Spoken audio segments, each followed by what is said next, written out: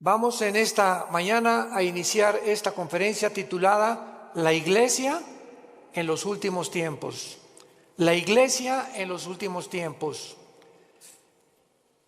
La Biblia nos revela claramente que el mundo va a terminar cubierto de tinieblas. Y de ninguna manera tenemos nosotros que asustarnos, y la mayor parte de los cristianos que están conscientes, que están despiertos, que están bajo una comunión continua con el Espíritu de Dios a través de la Biblia, van a ser alertados, van a ser avisados y vamos a tener paz en medio de todo lo que va a suceder. El mundo terminará completamente en tinieblas, además de la confusión política, económica y religiosa que ya estamos atravesando. Dice Isaías capítulo 60, versículo 1, levántate. Es precisamente en medio de la oscuridad cuando se levanta la lámpara. ¿Se acuerdan lo que dijo Jesús? Una lámpara no se esconde debajo de la mesa, sino que se levanta. Y si en algún tiempo o para qué nacimos fue para esta época. Es precisamente cuando Dios nos llama en este tiempo a que nos levantemos y alumbremos. Levántate, resplandece, porque ha venido tu luz y la gloria de Jehová ha nacido sobre ti. He aquí que tinieblas cubrirán la tierra y oscuridad a las naciones, mas sobre ti amanecerá Jehová y sobre ti será vista su gloria. Mientras más oscuro, más fuerte la luz. En una oscuridad tremenda, un cerillo que prendas se ve a grande distancia. Así que tenemos que estar conscientes de eso. Pero lo más trágico es que estas tinieblas también alcanzarán la iglesia. Y vamos a ver de qué forma también los últimos tiempos que estamos viviendo, la oscuridad aumentará dentro de muchas iglesias, y voy a definir y a explicar claramente a qué iglesias se refiere la Biblia. Jesús dijo en Mateo 24:12, por haberse multiplicado la maldad, el amor se enfriará. Y no está hablando de los no cristianos, está hablando a los cristianos. Dios no espera que haya amor fuera de la iglesia, porque el mundo está completamente bajo el maligno. Por haberse multiplicado la maldad, por tantas cosas que están pasando, el amor de muchos cristianos se va a enfriar unos con otros. Habría frialdad, habría distanciamiento, y esto es lo más peligroso que podemos nosotros atravesar. Isaías 24, versículos 5 al 6, describe el mundo en los últimos tiempos. La tierra será enteramente vaciada y contaminada. Se destruyó, cayó la tierra, enfermó, cayó el mundo, enfermaron los altos pueblos de la tierra. Y a continuación del versículo 5 de Mateo 24 nos da 3 razones por las cuales el mundo ha llegado al punto donde nos encontramos, donde la ciencia, escuchen, ya no es ciencia. Cuando la misma ciencia dice que hay más de 3 o 4 géneros, es cuando la ciencia dejó de funcionar. Porque la biología y la genética nos dicen que solamente hay varón y hembra. Si tienes las cromosomas Y, eres varón. Si tienes las cromosomas XX, eres hembra, eres mujer. ¿De dónde pues están fomentando 3, 4, 5, 6, 7 géneros? ¿Dónde está eso? En la biología o en la genética, ya no en la Biblia. ¿Cómo es posible que haya el mundo llegado a aceptar esto? Así de loca está la ciencia, se corrompió la ciencia. Los sistemas políticos han fracasado todos. 1991 el comunismo cae. Después de más de 60, 70 años, que fue un fracaso donde quiera que se practicó esta ideología, y el mundo continúa desenterrando esta ideología, en los tiempos que vivimos, porque ya no encuentran los gobernantes qué sistema usar para gobernar el mundo. O sea, la política está completamente loca. ¿Qué acaso la historia nos enseña que debemos aprender de la historia o no aprendemos de la historia? Pues parece que esto es lo que ha sucedido, porque hemos visto un ejemplo en esta ideología que no funcionó. ¿Por qué entonces somos tan tercos de volver a desenterrarla? ¿Por qué la genética descubierta en 1954, el ADN, se comprueba científicamente que es imposible la teoría de la evolución? ¿Por qué seguimos insistiendo en enseñarles a nuestros hijos que venimos de chita? Que somos el producto accidental de los animales. ¿Por qué son tan tercos los maestros universitarios cuando la misma ciencia contradice? Genéticamente es una imposibilidad la teoría de la evolución. Físicamente, la segunda ley de la termodinámica postula que todo tiene que llevar a una decomposición, a un deterioro. ¿Por qué se sigue enseñando entonces? ¿Cuál evolución? La biología enseña que los aminoácidos, que son los ladrillos de la vida, determinan que es imposible que una ardilla se convierta en conejo, ni un rinoceronte en un caballo. Hemos llegado, damas y caballeros, santos de Dios, a la locura total del mundo. El mundo está loco, loco, loco. En Lucas 18 Jesús dijo: cuando el Hijo del Hombre venga, ¿hallará fe en la tierra?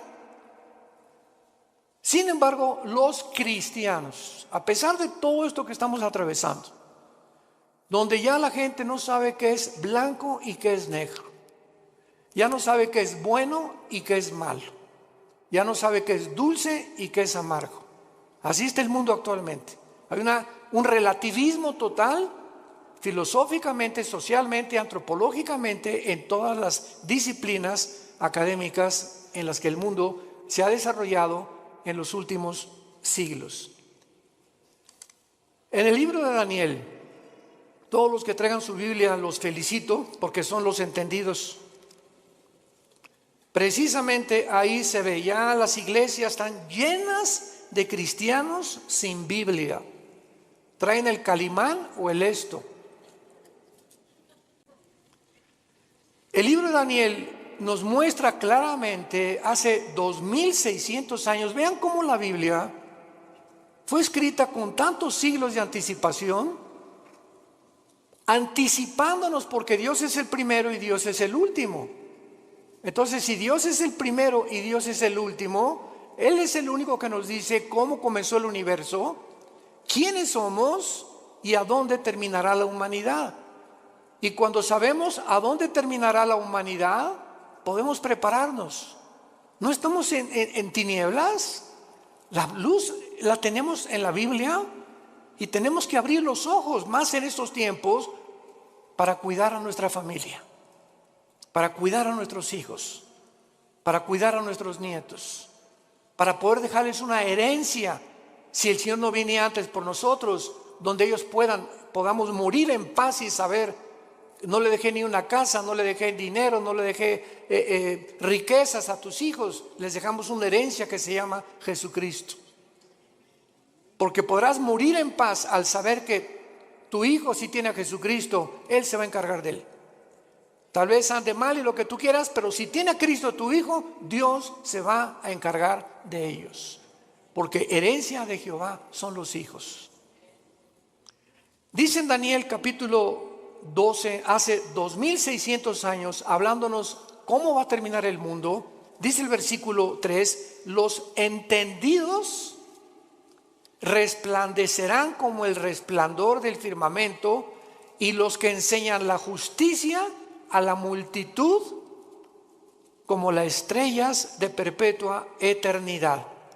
Vemos nosotros aquí en este versículo lo que repite el versículo 10: muchos serán limpios y emblanquecidos y purificados.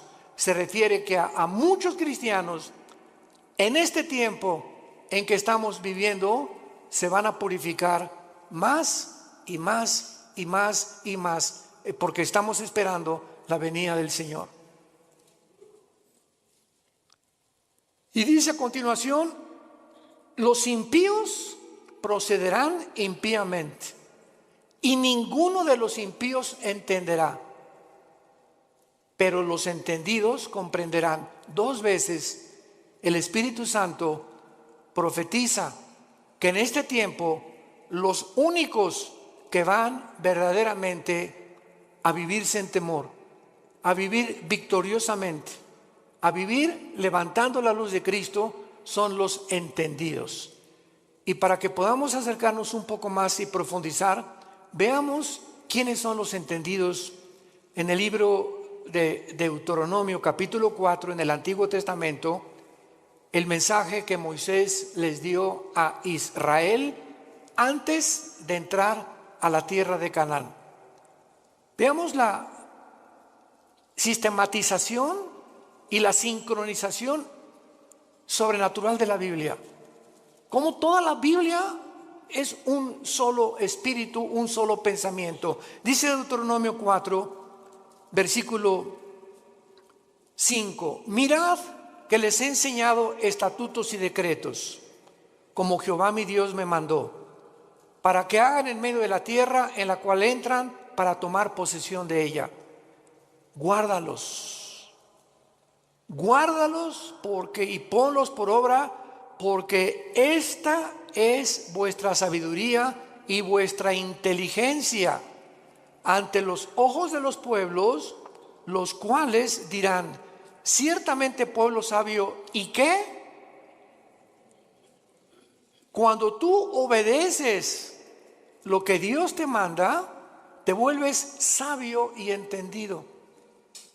Es imposible que en los tiempos que estamos viviendo haya cristianos desobedientes. Tú sabes que como maridos debemos amar a nuestra esposa y ser fiel a ella. Como mujeres tienes que respetar a tu esposo y velar y orar por él. Como hijos, respetar a vuestros padres, porque es la primera bendición con promesa.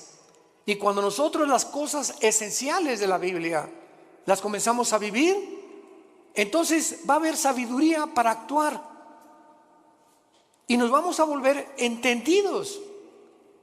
¿Por qué? Porque prestamos atención. En una escuela, ¿quiénes son los que sacan buenas calificaciones? ¿Quiénes son los alumnos?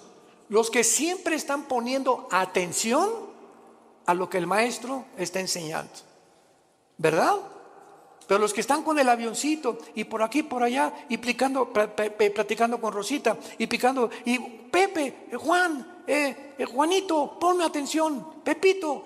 Esas personas, esos estudiantes, cuando llegan los exámenes, porque nunca estuvieron atentos a lo que se les explicaba, van a reprobar. Estos son los entendidos, los que están poniendo atención a lo que Dios les dice. Y lo vemos también en Mateo 24, y entendemos ahora Mateo 24, las palabras de Cristo en esta historia que Él da acerca de los tiempos de Noé. Dice Mateo 24, 37: mas como en los días de Noé, así será la venida del Hijo del Hombre. Porque como en los días antes del diluvio estaban comiendo y bebiendo, casándose y dándose en casamiento, hasta el día en que Noé entró en el arca. Escuchen. Y no entendieron.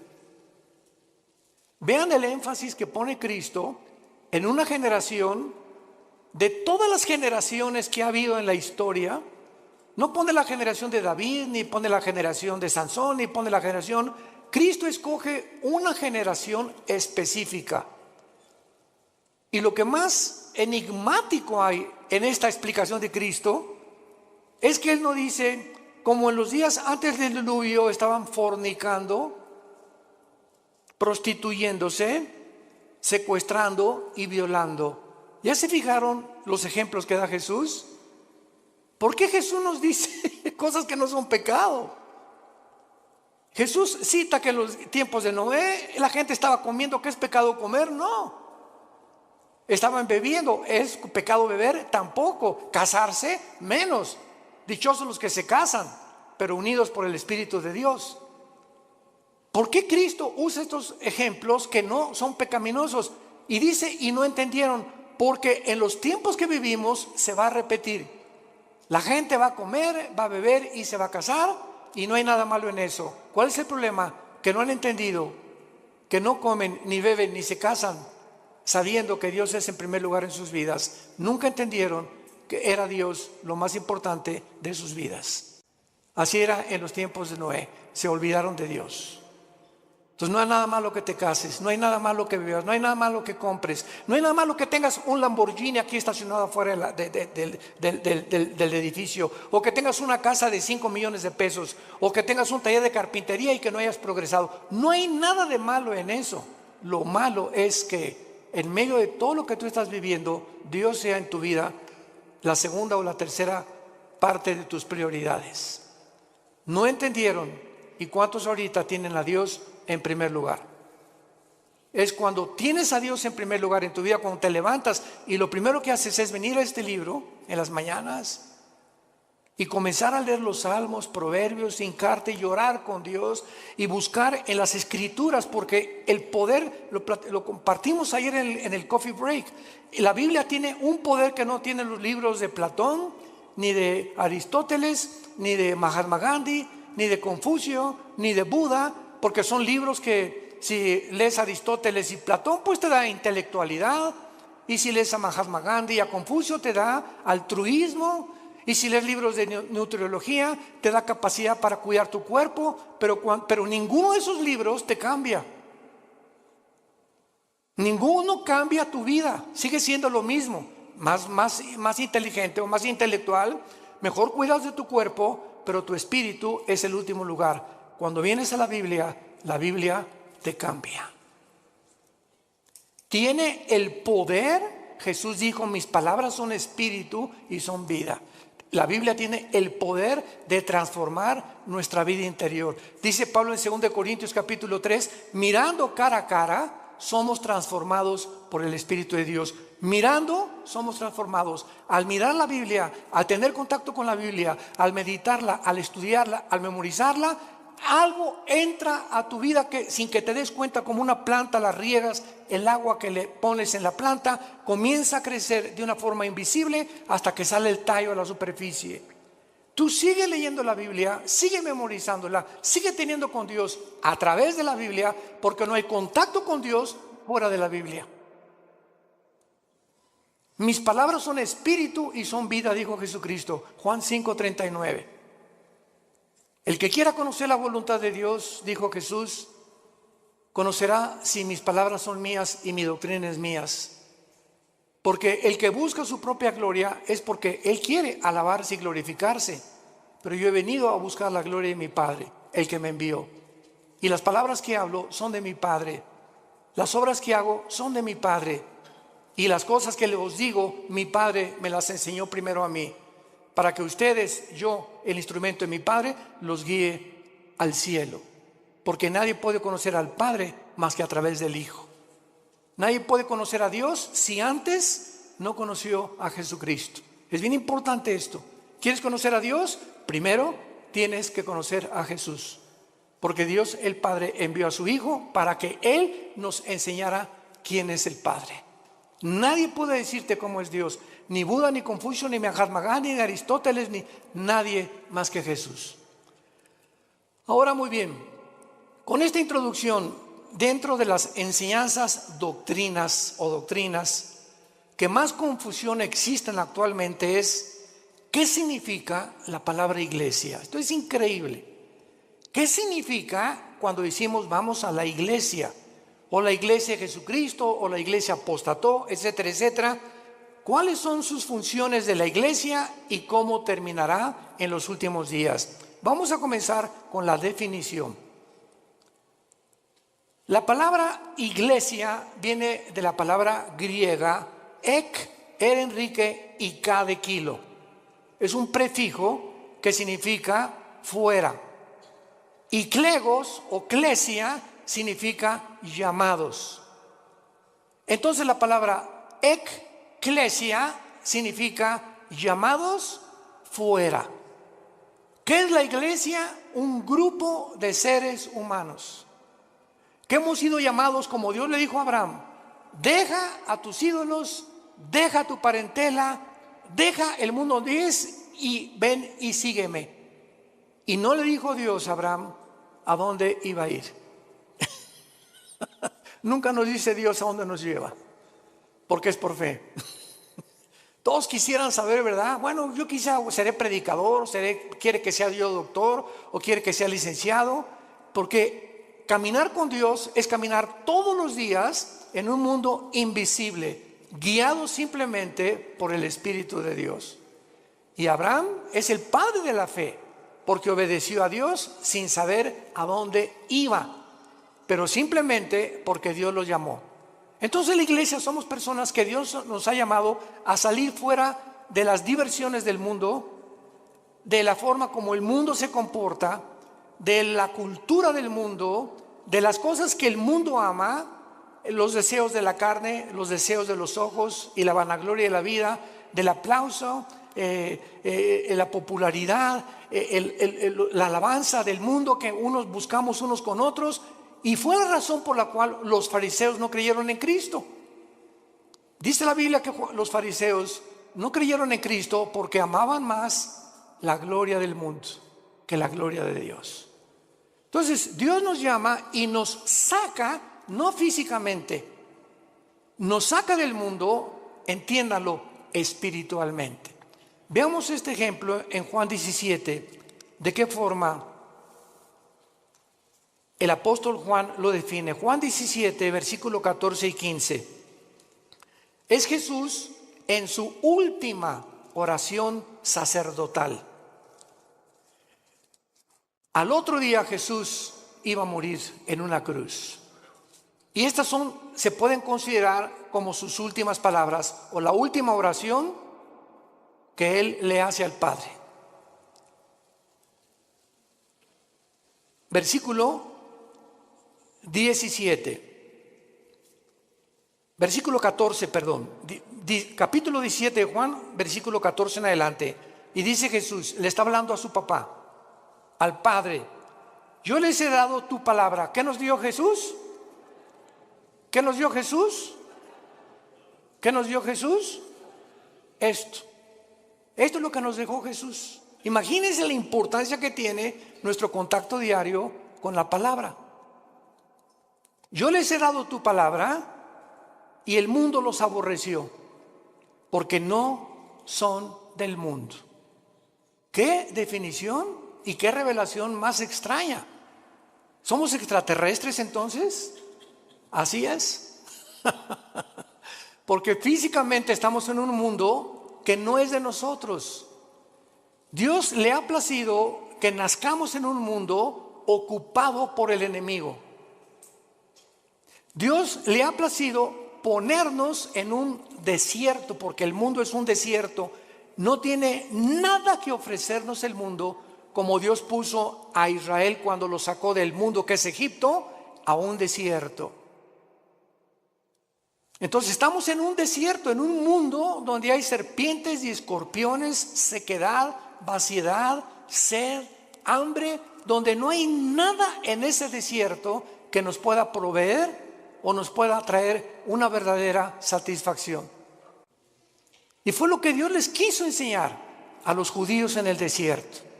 ¿Por qué los sacó por ahí? Dice Deuteronomio 8, para saber que ustedes sepan que yo soy Dios. Nunca les faltó el agua, nunca les faltó un sastre, nunca les faltó una botella de Bonafón, nunca les faltó los zapatos, no les faltó dentista, no les faltó médicos, no les faltó nada en un desierto donde no hay Kmart, ni tampoco Comer, ni tampoco consultorios, ni tampoco tiendas, ni zapaterías, en un mundo donde Dios quería mostrarles que Él es suficiente para proveernos todo lo que necesitamos. Y por eso ellos no eran del desierto, los judíos, el hogar final era la tierra prometida, pero tenían que atravesar ese desierto. Tenemos que atravesar el mundo que estamos viviendo, porque nuestra meta no es este mundo, es el cielo con Dios. Cuando Dios transforme el mundo, regresaremos al mundo, restaurado por Él.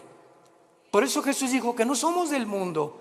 Cuando tú eres cristiano, de repente ya no te llevas con tu compadre porque él habla puras groserías y se emborracha o es drogadicto o se goza que tiene amantes, y porque tu comadre, ¿verdad?, puro chisme te dice todo el vecindario, como las verdulerías y en los mercados, y comienza a encontrar amigos que tienen relaciones sexuales con su novia o con su novio, etcétera, etcétera, y nos comenzamos a sentir como peces fuera del agua, y comienzas a buscar otro tipo de amistades porque ya te duele, ya sientes que no pertenecemos a esas fiestas, no pertenecemos a esas reuniones, no pertenecemos a esa forma que al mundo lo divierte, porque ya no somos del mundo. Si tú no sientes esto en tu corazón, te falta pasión por la verdad.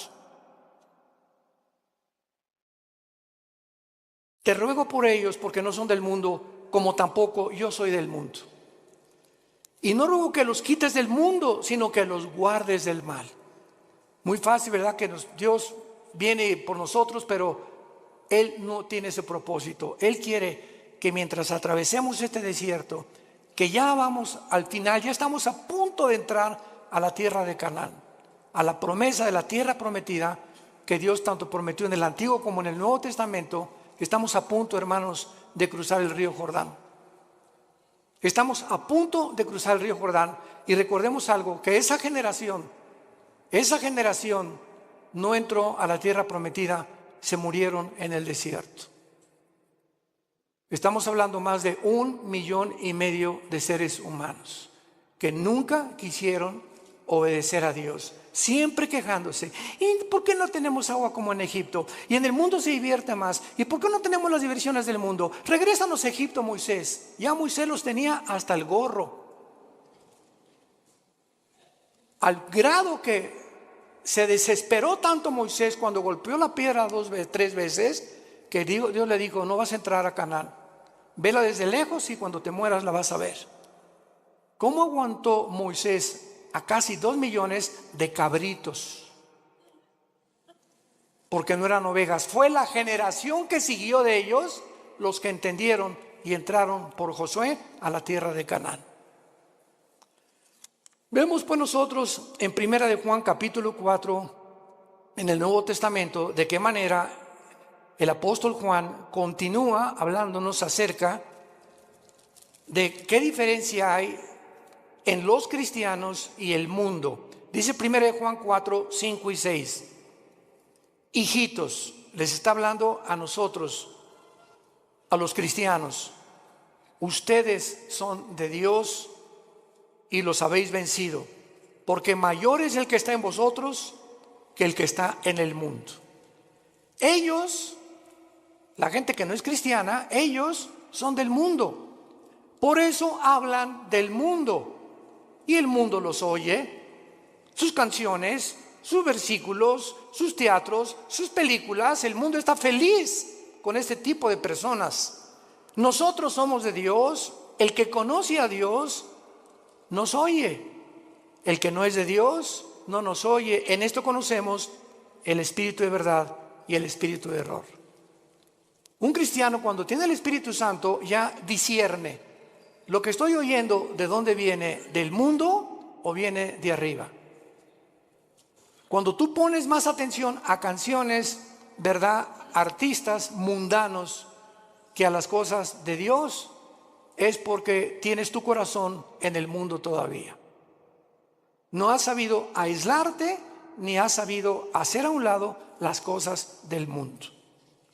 Dice claramente también en 1 Juan 5:19 que el maligno está al control del mundo entero.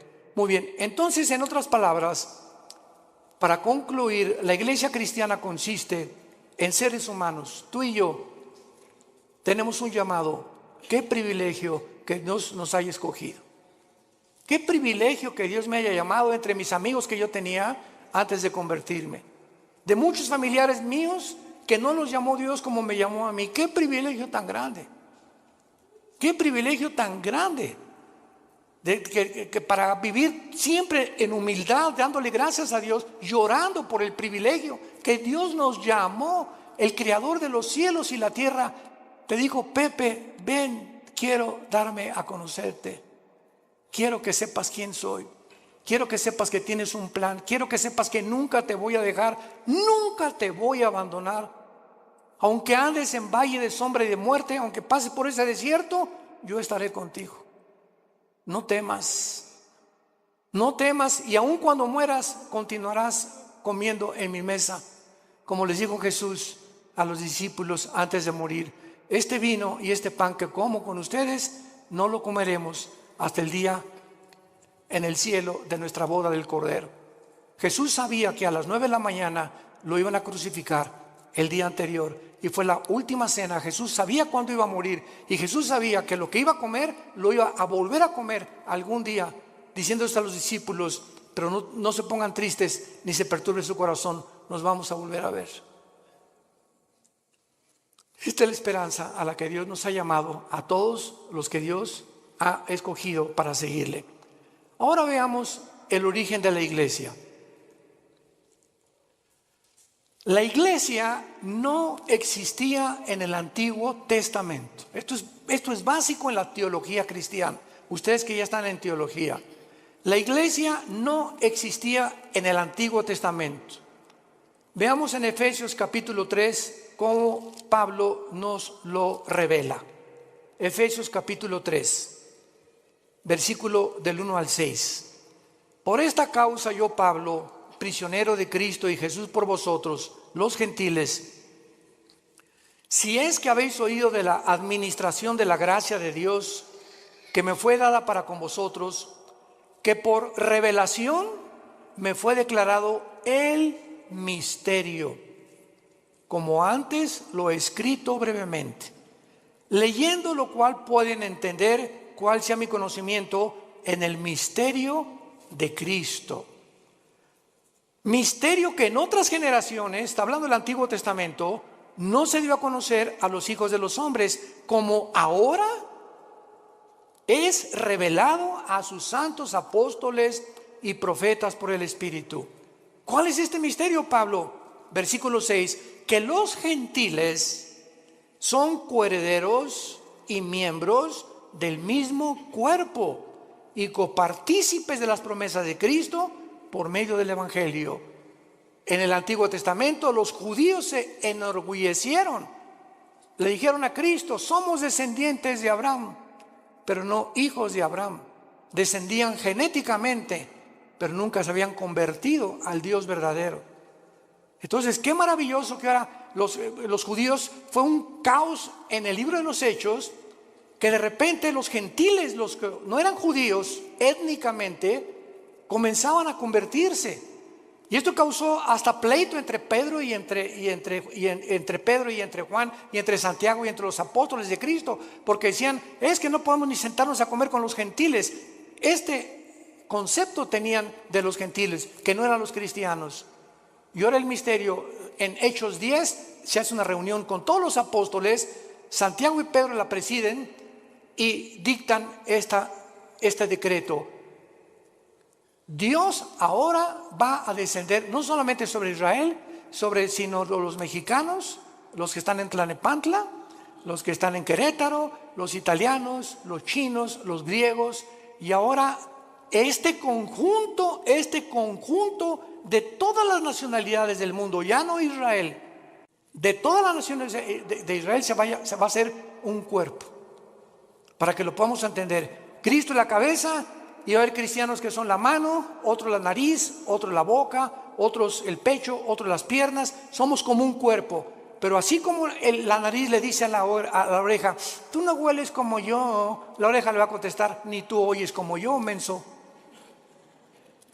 Para que no haya, dice 1 Corintios 12, desaveniencia entre nosotros, y nunca nos enorgullezcamos de que alguien tiene más que otros. Esta es la razón por la cual en la iglesia hay denominaciones: bautistas, presbiterianos, nazarenos, Viano para el Mundo, carismáticos, pentecostales, etcétera, etcétera. Pero ¿qué es lo que nos une? Aunque hay diferencia en ciertas doctrinas no esenciales, lo que nos une es el amor. El amor.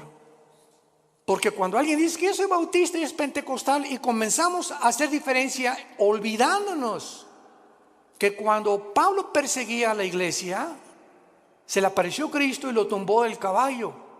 ¿Y qué le dijo Jesús a Pablo? ¿Por qué me persigues? Jesús se estaba identificando con los que le seguían. Y si despreciamos a algún hermano nosotros porque es de otra denominación, estamos despreciando a Jesús. Porque Él pertenece también a Jesús, nuestro Señor y nuestro Salvador. Tengamos cuidado por eso, de amarnos y soportarnos. Los pentecostales que hablan lenguas y que imponen las lenguas y otra cosa, otros creen que tienen demonios, otros que nada más puro evangelismo, otros le dan importancia pues solamente a las misiones, otros son de la teología y la reforma, que no hay milenio, otros son dispensacionalistas. Dentro de la iglesia hay diferentes doctrinas que han sido cubiertas por cristianos o por denominaciones. Pero lo que nos une no son las doctrinas no esenciales, sino si tú crees que la Biblia es la palabra de Dios, si tú crees que la salvación es por la gracia, sin ninguna obra, si tú crees que es por la sangre de Cristo el perdón de nuestros pecados y que a los 3 días resucitó y vamos a resucitar, no me importa lo que el letrero de la botella, presbiteriano, nazareno, bautista, no me importa lo que la botella diga, me importa lo que la botella tiene dentro. El contenido en tu vida, si tienes a Jesús, eres mi hermano y te debo de amar. Y si no estoy de acuerdo contigo, no lo vamos a estar todavía, nos vamos a poner de acuerdo tal vez ahí arriba. Pero mientras estamos aquí vamos a soportarnos y vamos a perdonarnos. Porque el amor cubrirá todas las faltas. Y la ley se cumple con el amor a los demás. Entonces, este es el origen de la iglesia. La iglesia es una nueva entidad que no existía en el Antiguo Testamento. Es el cuerpo de Cristo. Veamos cómo se formó este cuerpo en Pentecostés, pero lo explica Pablo en 1 Corintios capítulo 12, versículo 13. 1 Corintios 12, 13. ¿Cómo se forma esta nueva entidad que no existía en el Antiguo Testamento? Dice así: porque por un solo espíritu fuimos, ¿cuántos? Todos bautizados en un cuerpo. ¿Cuál es el cuerpo? El cuerpo de Jesucristo. Sean judíos o griegos, esclavos o libres, a todos se nos dio a beber de un mismo espíritu. Esto se llama el bautismo del Espíritu Santo. En el momento en el que tú recibes a Cristo, el momento que ayer tuvimos 40 y tantas decisiones ayer, fue una bendición el coffee break, démosle gracias a Dios y oremos por estas 42 decisiones que ayer pidieron a Cristo entrar a sus vidas. En ese momento, ayer los que pidieron a Cristo, en ese momento, sin que ellos sepan, nacieron de nuevo. Algo extraño, espiritual, en el mundo invisible sucedió dentro de sus vidas, que fue sembrada una semilla que venía de aquí. Si no viene de aquí, tú no puedes nacer de nuevo. Dice 1 Pedro 1:23, siendo renacidos por la semilla incorruptible que es la palabra de Dios, y la fe es por el oír y el oír por la palabra de Dios. Entonces una semilla es sembrada y esa semilla tiene que ser regada, tiene que crecer. Si realmente está la semilla dentro de ti, tiene que crecer. Y el que puso esa semilla fue la Biblia y el Espíritu Santo. Él es el agente del Espíritu Santo el que pone esa semilla. Y cuando dice la Biblia que somos nacidos de nuevo, también somos regenerados. En el momento de la conversión, naces de nuevo, sufres una regeneración, pasas de las tinieblas a la luz sin que todavía te des cuenta. Pasas de la muerte, donde tú te encontrabas separado de Dios, ahora a volver a vivir espiritualmente. Estabas muerto espiritualmente, ahora vas a vivir espiritualmente. Y además ahora vas a formar parte del cuerpo de Cristo mediante el bautismo del Espíritu Santo. La palabra bapto en el griego, bautismo, significa identificación unión o amalgamiento. O sea, el Espíritu Santo agarra a Pepe, aquí está Cristo, vean esto es un misterio impresionante descrito en Efesios 5. El Espíritu Santo agarra a Pepe y lo pega, lo une al cuerpo de Cristo. Y este cuerpo que estamos en Cristo no existía antes en el Antiguo Testamento, porque no había formado. Cristo ni el Espíritu Santo había descendido para morar permanentemente en los hombres. En el Antiguo Testamento el Espíritu Santo venía sobre Sansón. Muchos creen que Sansón tenía así músculos como Rambo, ¿verdad? Pero, o sea, entonces le atribuiríamos la fuerza a sus músculos. Pero Sansón era como común y corriente. Pero cuando el Espíritu Santo venía sobre Sansón, la fuerza de Sansón no era muscular, la fuerza de Sansón era espiritual. Y agarraba a los leones como si fueran cabritos. Cargó una puerta de casi 200 kilos y mató a más de 150, 200 filisteos con la quijada de un burro. Pero en el momento en que Sansón se fue tras Dalila, ¿saben lo que significa Dalila? La que debilita.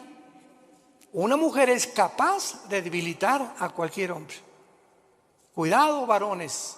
Sansón se olvidó de Dios y de los mandamientos de Dios, fue seducido por Dalila, y cuando Sansón le dice a Dalila, agarra mi pelo, ¿verdad? Y peíname, ella le corta el pelo, porque Dios le puso el símbolo de su fuerza en su pelo. Y cuando Sansón se despierta, todo esto está en el libro de los números, de los jueces en el Antiguo Testamento, capítulo 13, Sansón lo agarran los filisteos y lo amarran, y Sansón ya no pudo romper las lianas, y dice la Biblia, porque no sabía que el Espíritu Santo lo había abandonado. Cuando David tenía el Espíritu Santo, escribió el Salmo 22. Dios mío, ¿por qué me has separado? Horadaron mis manos y mis pies, sobre mis ropas se echaron suertes, me miran como toros de Basán. David, 1000 años antes de Cristo, escribió la crucifixión. Y cuando estaba el Espíritu Santo en él, era inspirado para escribir las profecías. Pero el Espíritu Santo se iba de David, y David era como cualquier hombre, como tú y como yo. Ahora no. Ahora dice 1 Corintios 6:19, ¿qué no saben que ustedes son ahora el templo del Espíritu Santo? Ahora somos nosotros, ya no hay tabernáculo, ya no hay en los edificios, nunca, por el amor de Dios, le llamamos a la iglesia. La iglesia somos nosotros las personas. Los edificios los cambiamos en teatros, en un salón auditorio, uno construido. La iglesia somos nosotros. No hay, vamos al templo, otros dicen pásenle al altar. Por el amor de Dios, el altar somos nosotros ahora. Ya no hay ningún altar físico, visible. Ahora somos nosotros el altar de Dios, porque el altar de Dios, donde se ofrecen sacrificios, ahora tú los ofreces espiritualmente, ya no físicamente, matando un borrego o un cordero. ¿Me van entendiendo? Qué importante es que tengamos estas verdades que son bíblicas. Ahora vamos a Romanos 6, y ahí se nos explica, ya sin ninguna duda, todo el procedimiento del nacimiento tuyo, mi nacimiento, en un mundo donde nosotros no pertenecemos. Dice Romanos capítulo 6, ¿qué pues diremos? ¿Perseveraremos en el pecado para que la gracia abunde? En ninguna manera, porque los que hemos muerto al pecado, ¿cómo viviremos aún en él? Pongan atención. ¿O qué no saben? Parecería que la iglesia en Roma no sabía. Pablo los exhorta. ¿Qué no saben? Que todos los que hemos sido bautizados en Cristo. ¿A qué bautismo se está hablando Pablo? No al bautismo en agua, porque el bautismo en agua no nos regenera. Todos los que hemos sido identificados, amalgamados, unidos. Recuerden lo que significa la palabra bautismo: amalgamados, identificados, unidos. Y lo traducimos así para que tengas mejor entendimiento. ¿Qué no sabes? Que todos los que hemos sido unidos en Cristo Jesús, hemos sido unidos en su muerte. ¿Qué significa esto? Que hace 2000 años, cuando Jesús murió en la cruz, ¿Tú estabas ahí? Yo estaba ahí. Estábamos en Cristo cuando Él moría, moríamos juntamente con Él. Pero ¿cómo puede ser cierto esto, hermanos, si yo nací 2000 años después? Espiritualmente, el mundo invisible nos es revelado, porque en el momento en que moría Cristo, Dios sabía que tú y que yo lo íbamos a recibir. Y ya estábamos en Cristo, en esa cruz. Por eso cuando recibes a Cristo, Él muere, con su muerte paga tus pecados, dándonos a entender que tú y yo moríamos, pero ahora Él moría en mi lugar porque yo no los podía pagar. Qué tremenda revelación, ¿verdad? Porque son versículo 4, pero no solamente queda ahí. Además, somos sepultados con Él para muerte por el bautismo. Cuando nacemos de nuevo, el Espíritu Santo nos pega con Cristo, morimos con Cristo. Cuando Cristo fue enterrado, tú y yo fuimos enterrados con Él. Ahora lo explico. A fin de que como Cristo resucitó de los muertos por la gloria del Padre, así tú también andes en vida nueva. Un cristiano que recibe a Cristo, ha muerto con Cristo, ha sido enterrado con Cristo. Y si hemos sido enterrados es porque el antiguo Pepe, la antigua Carmelita, el antiguo Armando murieron cuando yo recibí a Cristo. Yo estoy muerto a los ojos de Dios ya. Ya Dios no tiene nada contra mí.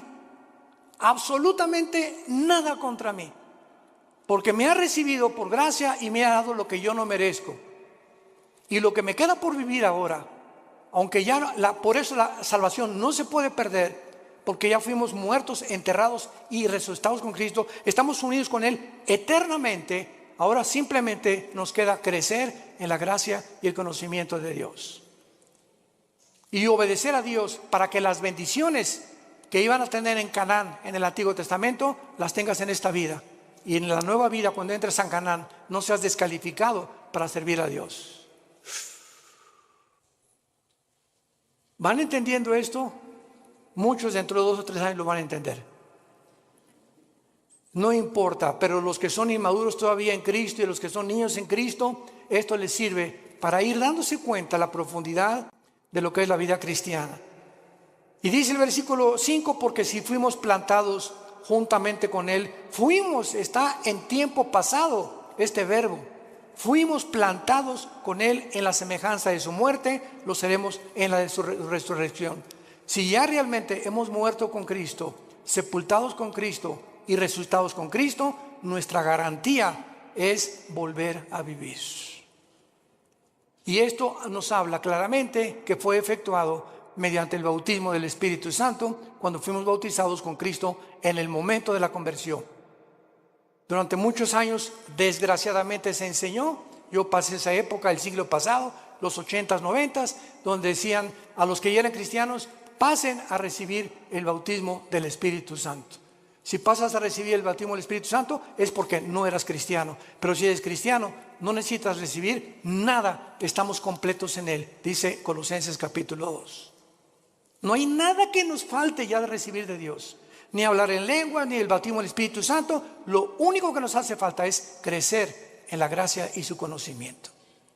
Cuando un niño nace, no nace sin una pierna, sin un hígado, sin un pulmón. El niño nace completito. Y si nace incompleto es porque hay un problema grave en él. Y cuando Dios hace una obra, no la hace imperfecta, la hace perfecta. Hemos nacido y hemos sido perfeccionados ante los ojos de Dios. Y dice Efesios 2, que ya estamos sentados junto con Dios en las alturas. Ya estamos allá arriba, sentados juntamente con Él.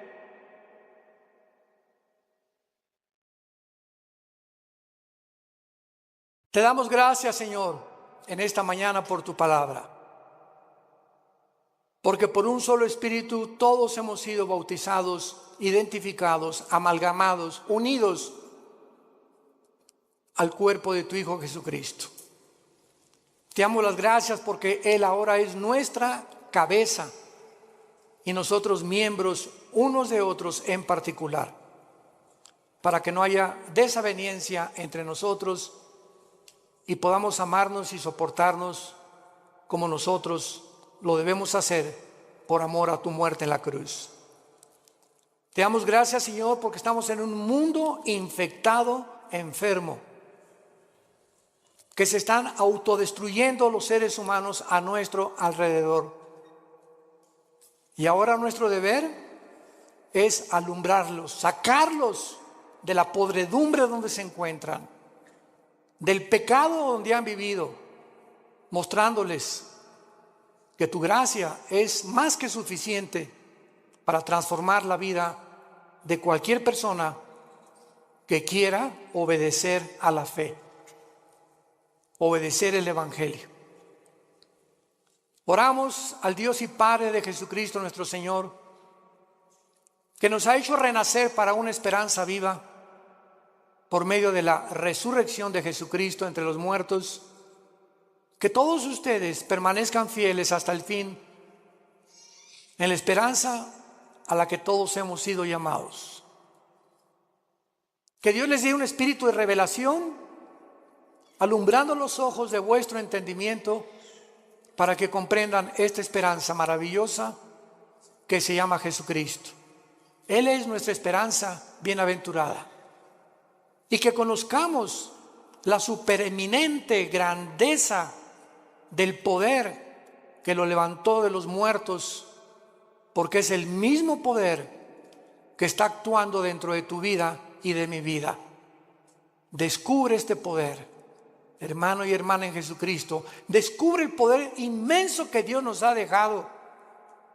Y mientras vivas creyendo y obedeciendo, Dios te levantará más pronto del lugar donde tú te encuentras, para que te conviertas en una antorcha en tu lugar de trabajo, en tu escuela o en tu universidad, y podamos guiar a la gente que queda y que va a recibir pronto al anticristo, arrebatarlos del fuego eterno por la gloria de Dios. Si alguna persona en esta mañana quiere recibir a Cristo por primera vez, ser unido con Él en su muerte, en su entierro y en su resurrección, dile estas palabras con todo tu corazón. Señor mío y Dios mío, perdona mis pecados. Creo que en la cruz pagaste por ellos y que a los 3 días resucitaste de los muertos. Y como creo que vives, Señor Jesús, ahora te pido en este instante a que entres a mi vida. Te recibo como mi Señor. Gracias por darme la vida eterna y haberme hecho renacer mediante la predicación de tu santa palabra. En el nombre de Jesús. Amén.